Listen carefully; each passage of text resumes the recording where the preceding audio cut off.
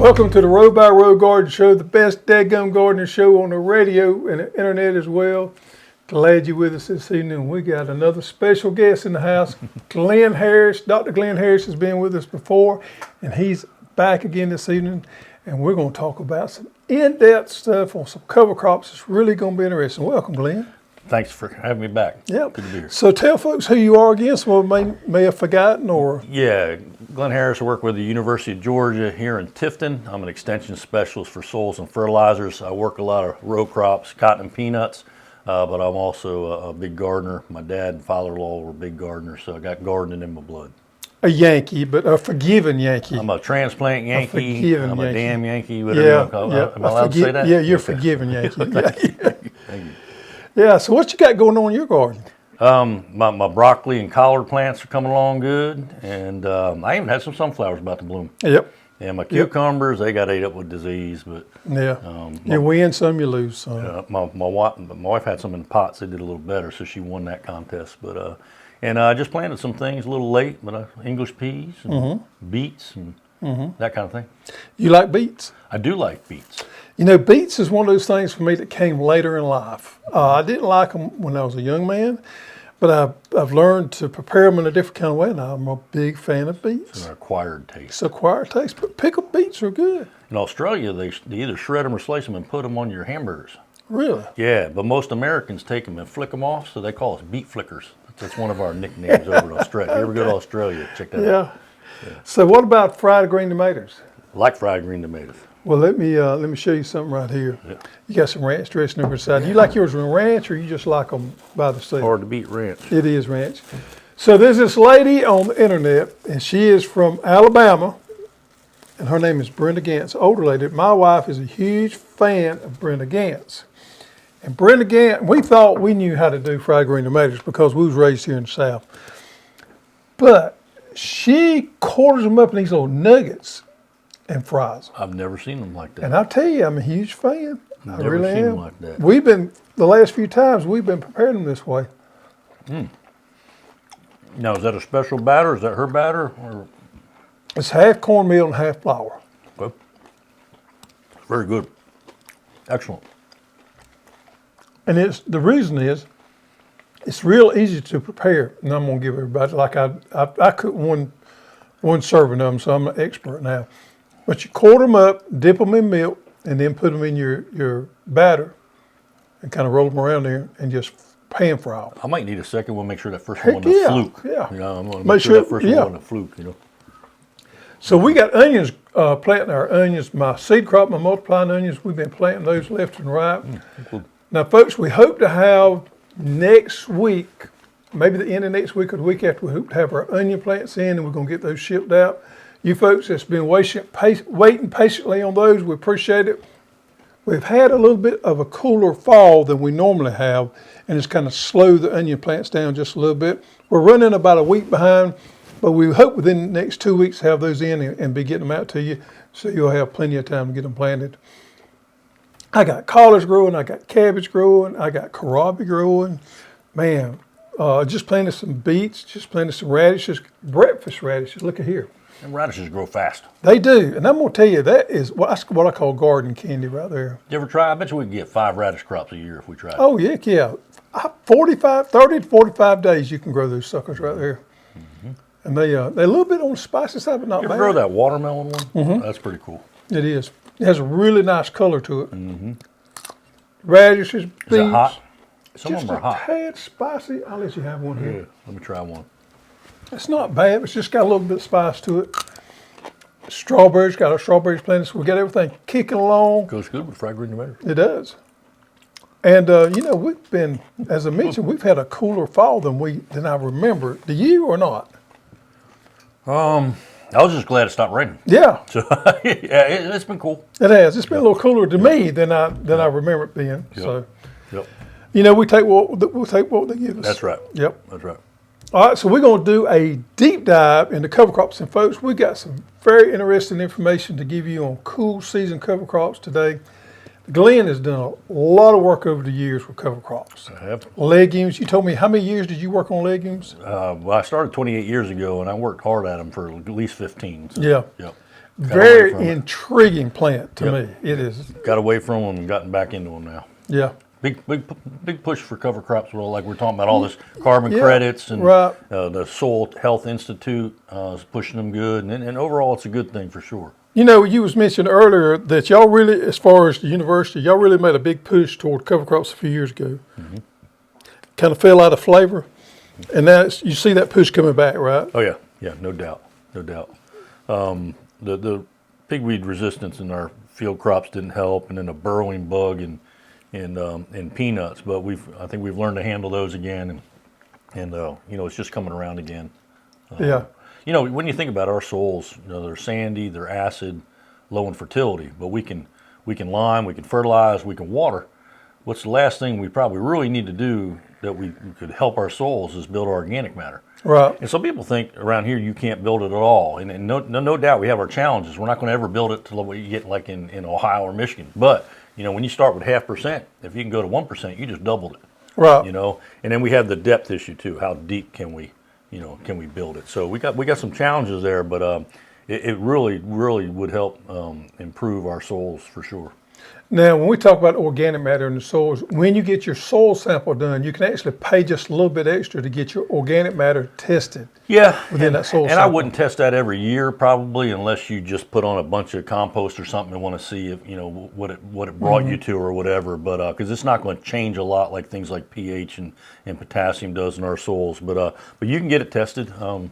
And now there's actually the soil health is the big thing, and there's a whole host of things you can get looked at. I'm not sure we know all what they mean yet, but you know, eventually, a lot of it comes down to just respiration measurements, which goes back to how much carbon you have in the soil, which is what you're going to get when you run organic matter samples. So it's kind of all connected. But yeah, it's very interesting, and you can test it and see where you are. But you know, in a field situation, like I said, 0.5 to 1% is common. But now a garden situation, we have a little, you know, smaller areas. We have a better opportunity to build that. So up north, it's nothing for those guys up there to have 5% organic. Yep. Now down here in the south, years ago, I forgot who it was. I talked to somebody at UGA in Tifton, and they told me they had gotten a plot in Tifton up to 5%. Yeah, it might be Sharad Fatak. He worked with cover crops for years. I said, man, you did something. Well, you know, you got to be careful with that number too, because like I said, depth. I can build you to 5% in the top inch. But now, you know, my kind of gauge is if you can start building up to even 2.5% in the top 3 or 4 inches, you've done something around here, especially if you're growing a peanut. Because we disturb the soil down to at least 3 or 4 inches on peanut, really stirred up. That's what burns that organic matter back up. So, you know, it's one of these things where a lot of times we take 2 steps forward and 1 step back and we till it, that kind of thing. So, but 5%, yeah, that'd be very unusual. So you go, I mean, if you could realistically in a garden situation, if you could get 2 to 3%, you're really knocking it out of the part down here, right? Yeah, into significant depth. You know, what, 3 or 4 inches, like I said, Yep. Now, what is the benefit to having that high organic matter in your soil? I mean, I can show you. I have this graph I use for class. There's probably 30 things on this graph and some of them, you know, kind of give you that warm and fuzzy feeling. But what a lot of it comes down to for us is organic matter will help you hold water and nutrients. When you think about it, too, some of the biggest things plants need to grow besides sunlight and some heat. But if we can do a better job holding our water that we irrigate with or rain fed, and then holding the fertilizer nutrients we put out there or grow in place, that's what organic matter really does for you. Yeah, we have this little thing called a cation exchange value that you soil scientists like to talk about. Yeah. I've been doing this 28 years, and I try to boil it down and think logically. And the best way, in 10 words or less, we like to kid around. It's going to be more than that. But, you know, soils have a net negative charge. Think of it like magnets. There's pluses and minuses, but they have a lot more minuses. Where do those minus charge comes from? They come from clay and organic matter. 2 things we actually don't have a whole lot of compared to, like we said, other parts of the country. Right. But negative charges hold a lot of the positive charge things. Cations are positive charge, anions are negative charge. So that negative charge of the soil from clay and organic matter will help hold, and some of our fertilizer nutrients we really need, like potassium, calcium, magnesium, they're positively charged cations. And if the more clay and organic matter you have, the better you'll be at holding those cations. Those cations actually exchange. it's like musical chairs. There's so many negative charges they can go on and off. And if you don't have a seat at the, seat, you're out and floating around, and you could be taken up by the plant, or you could be leaching out or whatever. But that's what cation exchange is. What cation exchange value? What range should we shoot for in the soils? Yeah, And how's that measured? Is it on most soil samples or not? I forgot. It's a lot of private labs. We don't report it in UGA because Seems like I've seen it on a private lab. Ours are so low overall. There's not enough difference to really make a difference on how we recommend fertilizers on ours, because we're talking CECs around here, 3, 4, 5. I could tell you the units. It doesn't matter. Whereas in the Midwest, like we said, with 5% organic matter, they're going to have like cation exchange capacities of around 25. So that's kind of your range. Right. So therefore, it takes a lot less fertility there and it holds better than it is for us. Yep. So we have this big problem with things washing out with us here. These nitrogens, man, they'll just get out of here in no time. And some of these other things, it just gets away from us in a hurry. We have warm weather. We have good soils we can work. But man, we have a lot of problems with whole soil nutrients. And that's the reason that organic matter is so important. Now, when we talk about organic matter, so we're not talking about organic gardening. This should be everybody's goal, is to have more organic matter in the soil, regardless what kind of gardening you do, whether it's organic or not. Yep. So. Yep. And you can grow it in place, or you can try to bring it in. And again, it's a lot easier to bring it in a garden situation than a 150-acre cotton field. Yeah. So if you can get your hands on some good compost, man, pump it to it. I've always said good compost is make you look like a hero, make you look like you really know what you're doing. But if you don't have that, or you want to do something into conjunction with that, a good cover crop is the way to go to get those organic matters built up in your soil. And they offer other benefits as well. Just like rye, for instance. Tell us about some things that rye will do besides the fact of giving us organic matter. Well, it can hold weeds down, one thing. And you got to be careful. Some of these cover crops have chemicals in them. We call it allelopathy. And in certain crops, after certain cover crops. Can you spell that for us? No, it starts with an A. A-L-L, and after that, you're on your own. Yeah. But overall, things like rye, we've settled in pretty good. Rye's a good one for us because we can grow as a cover crop, we can graze it if we want to, and that kind of thing. Really, to me, cover crops around here come down to small grains like rye. My next choices would probably be wheat and oats, and then clovers or legumes, clover, vetches, and a host of other things. Or then we'll talk about them mixtures of other things. Right. So we seen this article in Farm Progress magazine that did a research project in Terrell County, which is around mid-Georgia, well, southern mid-Georgia, I would say. It's not quite southern Georgia. And you have some experience, or you talked to some of the people on that, but we want to go over that today because it's some really interesting finds that they found out during the study. Now, with any study, you have to take it all with a grain of salt. It's an outline to go around and to understand what may work and what not, but it's not ever etched in stone. Yeah, I mean, things will be different for different farms, and this isn't a replicated, randomized research. It's a farm demonstration, which is still, you can learn a lot from. And the county agent Seth McAllister, and unfortunately I forget the grower's name, and the Jimmy Carter Plant Center, which is actually another retired county agent named Nick McGee, got together.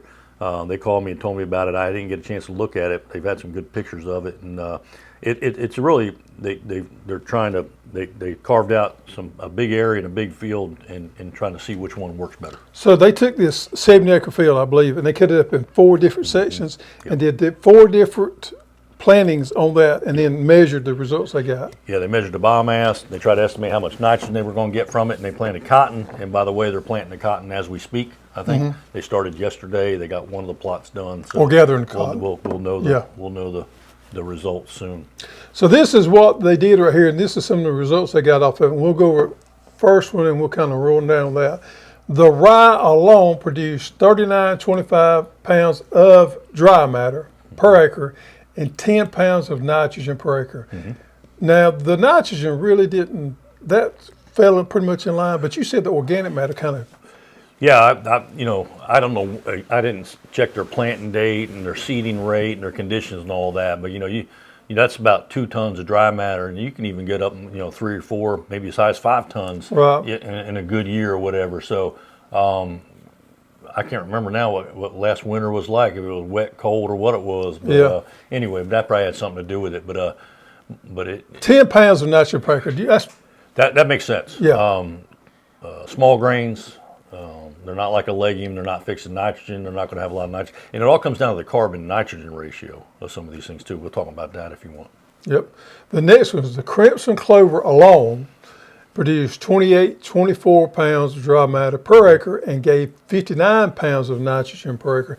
Now, to me, on the dry matter, that seemed to be just a little low because at the right time, crimson can put out a lot of dry matter. Yeah, again. But on the nitrogen, that seemed about right to me. Yeah, it makes a lot more sense, though. And that's an estimate of, that's not how much nitrogen is actually in that clover itself. That what they did was they obviously measured the dry matter production, and then they measured the nitrogen in the material and try to estimate these nitrogen numbers are trying to estimate how much nitrogen will get to the cotton crop. Right. Is what these numbers are. Right. So that's actually available nitrogen. That's what that's the estimate. Right. Yep. The next one is when we get into some of the combinations, which is really interesting to me. The rye plus vetch produced 5308 dry matter per acre and gave 75 pounds of nitrogen per acre. Mm-hmm. Now, we see some of these combinations, we get into some things that's near and dear to my heart. I love these, we call them cocktails. I love these cocktails that work as cover crops here. Now, this one is the one that I've recommended for a long time. This is probably, I tell people, if they're going starting out with cover crops, this is the one to go with right here, is the rye plus vetch, because vetch being a legume, you get the best of both worlds there. Yep. It's a good one. And, I mean, you got good dry matter there. Yeah. 5,308 pounds of dry matter per acre. So that's a great one. Now, here we get into the next one. They did a four-way. The rye, clover, vetch oats produced 6,173 pounds of dry matter per acre and gave 66 pounds of nitrogen per acre. Mm-hmm. Yep. So when you start getting into some of these more mixes, it seems like the nitrogen goes down just a little bit. Yeah, I mean, more competition. Yeah. And these things can vary. It's a biological system. I mean, it all depends on how good a stand you have, the conditions, etc. Even vetch versus clover is interesting to me because clover stays upright. Vetch will make that mat when it dies, which is interesting. Have you ever had the problem with the vetch climbing up and pulling down the rye? I have not. I've seen that too. I don't know if that happens everywhere. It might not have happened here. So there's a lot of things to think about. But to me, just a cover crop, and it would have been cool to have a no cover crop in this study. That would have been really interesting, right? Because to me, all these look pretty good. Because the only thing of rye, you say, it didn't give as much nitrogen. Well, you didn't expect it to. It didn't fix nitrogen, and we'll have to just put some extra nitrogen fertilizer on it. And your input cost was probably less on the rye. Probably. Yeah. Yeah, you got seed cost, seeding rate, cost to seed it too. You got to factor all that in there. Yeah. Yep. The vetch, and you mentioned this right here, it being a climbing plant, it doesn't do well planted along, in my opinion. It needs something to kind of trellis on. That's the reason it works so good with that rye, as it can grow. It would also do well with oats. Yeah. Oats just don't get as tall. And the other thing is actually two things. Is you want to plant these things early enough to get a lot of growth on them, a lot of dry matter. But also the mature residue is what's going to make your best organic matter. There's different carbon materials in plants like celluloses, hemicelluloses, and all that. But when a plant gets mature, it gets lignin in it, and lignin is the one that really is resistant to being broken down and converted into CO2, and will really build your. So a mature cover crop is what you're looking for. Now, if you was to cut one of them stalks, is that what's on the very inside of that stem? I don't think you can see the lignin. Okay. Yeah, it's some magical thing. It's one of the molecular level things. Yeah, it's a carbon material. Yep. But anyway. So let's talk about legumes for a minute because it is so fascinating to me. Tell us, and I'm probably going to learn something here today too. Tell us how they work. We know they're little knots on the roots, but tell us how it all works, comes together to make that little knot. Why sometimes they produce more nitrogen. Even the cover crops within a particular year, sometimes they will produce more nitrogen than other years. Yeah. And then tell us how it breaks down and how soon does it break down? What's the chain? Right. Well, interesting about legumes, there's a lot of different legume plants, both crops, and kudzu's a legume if you didn't know. I really didn't know that. I forgot that. And But it's a special relationship between a bacteria, a certain bacteria, genus and species of bacteria, and the legume plant itself. It's called rhizobia bacteria. There's different species, like I said. And basically, as long as that bacteria is in the soil or we inoculate with that bacteria, the bacteria, as long as they're near those roots when they come out, they will infect the root.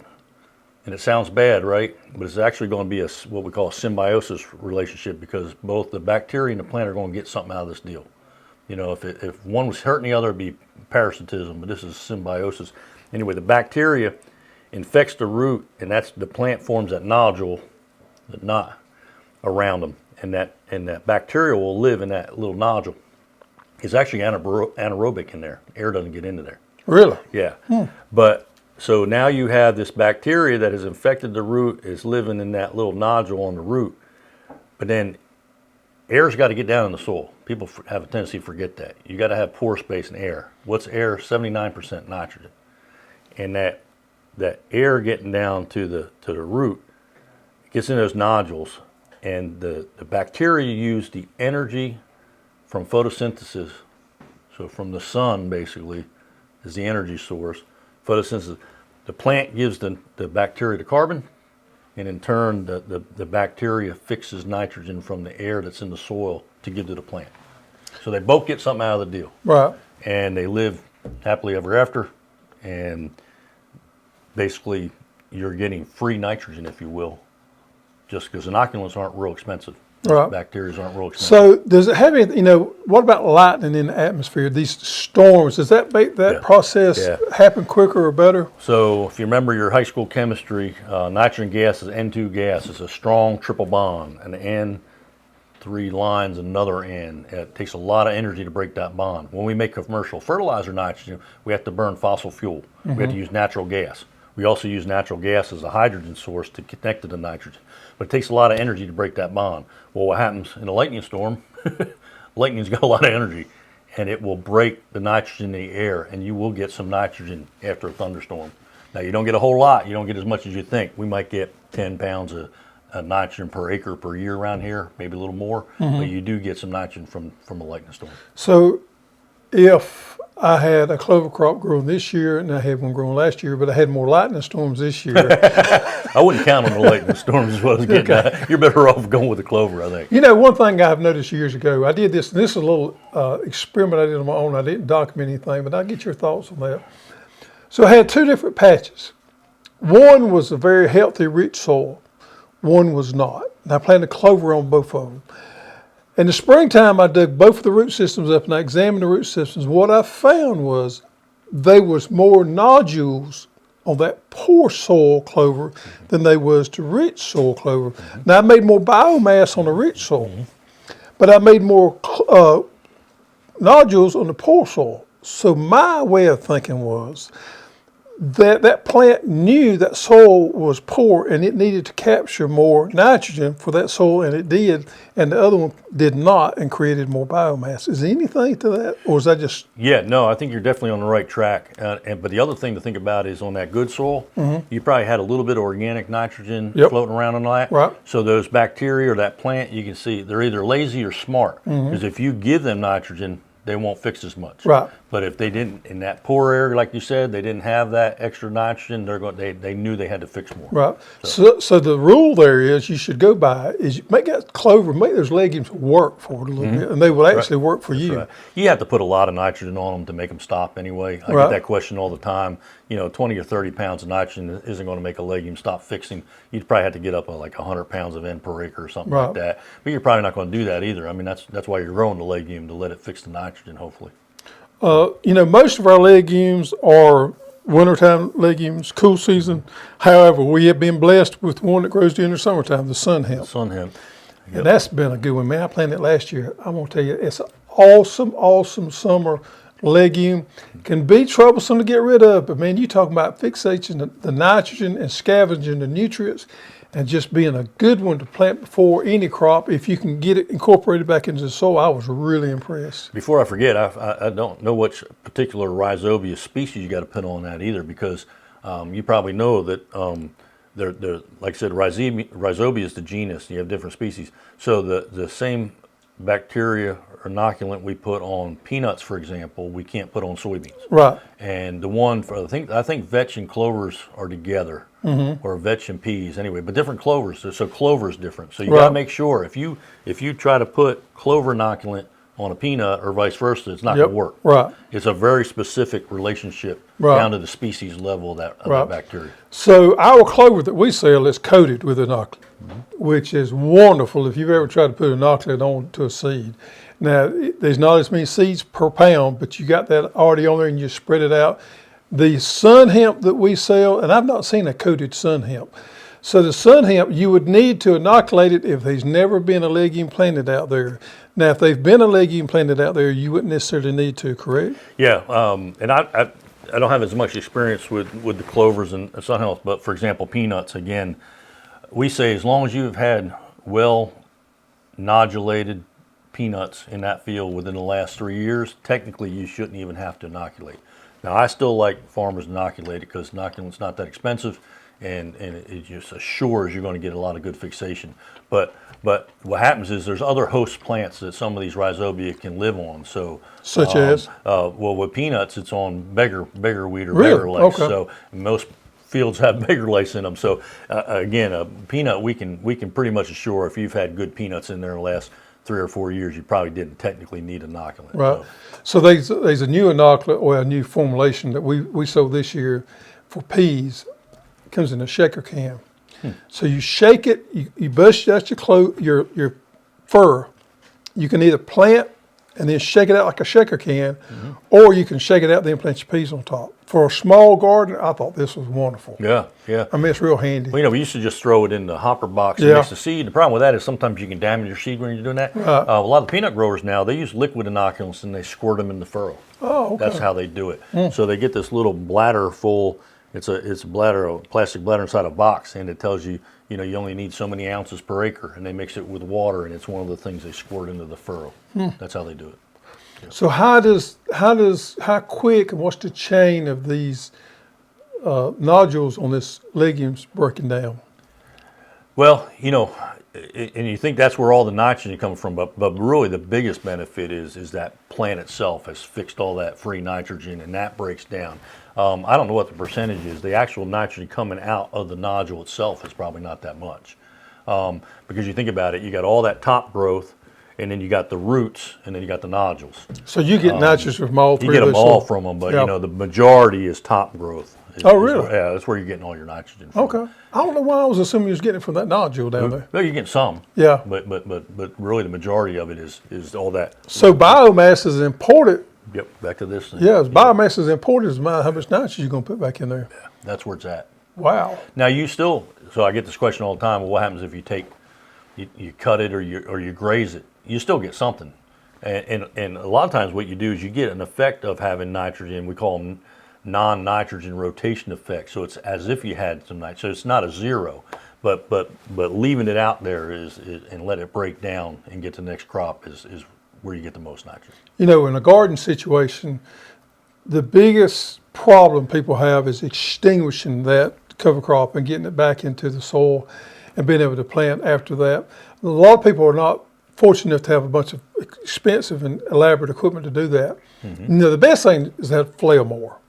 Flail it up and then till it or hair it back into herring would be better. I use than my till. lawnmower, but a ride mower, but don't tell anybody. But it does the same thing. Basically, the guy that fixes my mower knows right. that. He's like, what are these corn stalks doing Yeah. in my mower? Anyway. but you mow it off and then you kind of work it back into the soil. You do it with a tiller, I'm assuming. Yep, I have a front tine tiller. Yeah. You work with what you got. Yep.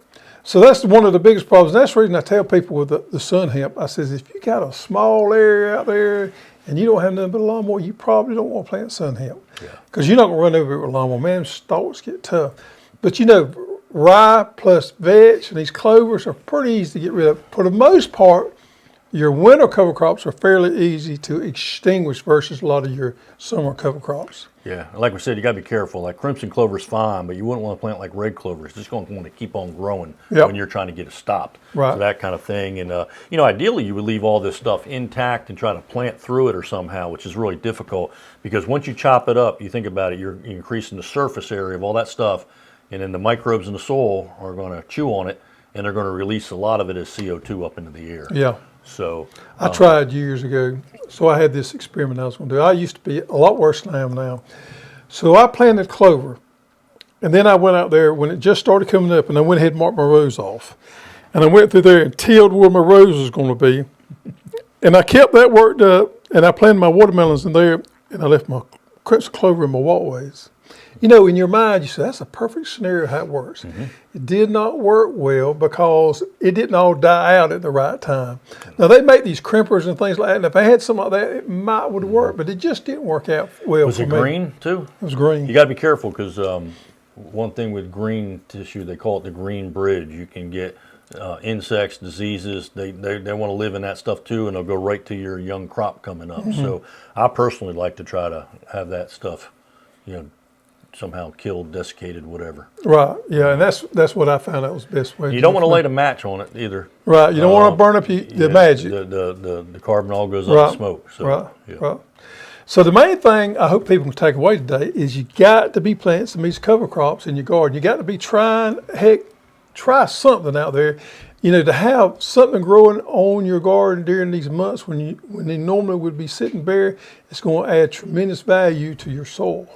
Yep. If you happen to be on a slope, it'll help with erosion. Yep. That's another benefit of a cover crop. And if, like we mentioned, if you got animals, you can always use it to help them get them through the winter as well. That rye there is a wonderful to forage off of. If you want to think about erosion, just always think of the Little Grand Canyon in Georgia. You've been there, right? Yep. That's an amazing testament to what can happen if you don't stop erosion. They needed some cover crops, didn't they? They did. They tried kudzu, when it started. No, I didn't. Oh yeah, when it was about chest deep, they tried to plant kudzu. That was back when they were planting kudzu on the roadsides and everything. But once it hit that sand layer, it was all over. All she wrote. Yep. All right. Well, good deal. Well, thank you, Glenn. Maybe we have enlightened somebody on cover crops today. Yeah. And we had some good food. And we had some good food. And we had some good stats to give them. Everybody always loves stats. I do too. Yeah, I'll check with Seth and county agent and get more data on that if you want. Good deal. Yep. Well, you know what? What about the corny joke of the week? You almost forgot it. All right. Yep. You want to go first or you want me to go? I don't have one, so we're just going to work on yours. Geez, so much pressure. That's too much pressure. All right. What do you get when you drop a pumpkin? Man, squash. You like that one? All right. I thought you had heard that one before. I thought you were going to go squash. All right. Thank y'all. Thank you for joining us. Now time to get out there and get in that garden and get dirty.